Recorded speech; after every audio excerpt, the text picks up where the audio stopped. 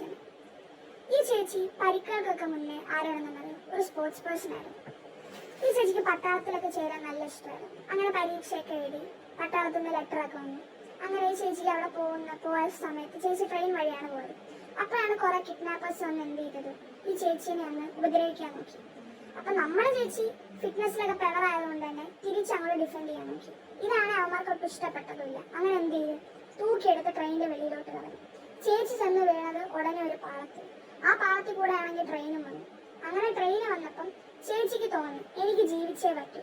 ആ ഒരു ഏർജാണ് ചേച്ചിനെ എന്ത് ചെയ്തത്, ആ ട്രെയിനിൽ അപ്പുറത്തോട്ട് എങ്ങനെയൊക്കെയോ ആ പാളം പോയി, ട്രെയിനിന്റെ അപ്പുറത്ത് പോയി. കാരണം ട്രെയിൻ ഒന്ന് നേരത്തെ കയറിയെല്ലാം തീർന്നില്ലേ.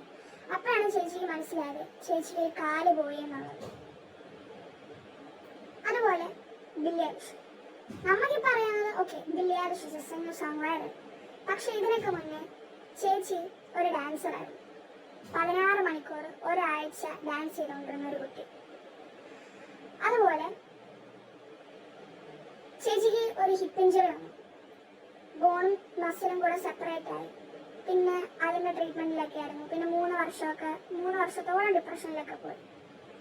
അപ്പൊ ഞാൻ പറഞ്ഞു വന്നത്, ഒരു ഡാൻസറിൽ നിന്നും സിംഗർ ആയത്, ഒരു സ്പോർട്സ് പേഴ്സണിൽ നിന്നും മൗണ്ട് എവറസ്റ്റ് കയറാൻ സഹായിച്ചത് ആ ഒരു ചേഞ്ചാണ്, ആ ഒരു പെയിനാണ്. ഇപ്പൊ ബില്ലി എലിഷിന് 9 ഗ്രാമീസും 2 ഓസ്കാർസും. ശരിയാണ്, ചേഞ്ച് ഇസ് പെയിൻഫുൾ.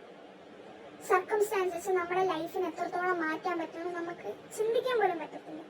നമ്മൾ ആഗ്രഹിച്ചതൊന്നായിരിക്കും, പക്ഷെ ദൈവം നമുക്ക് കരുതി വച്ചിരിക്കുന്ന വേറൊന്നായിരിക്കും എന്ന് പറഞ്ഞ് വിഷമിച്ചിരിക്കുകയല്ല വേണ്ടത്. Trust His plan. Above all, trust yourself.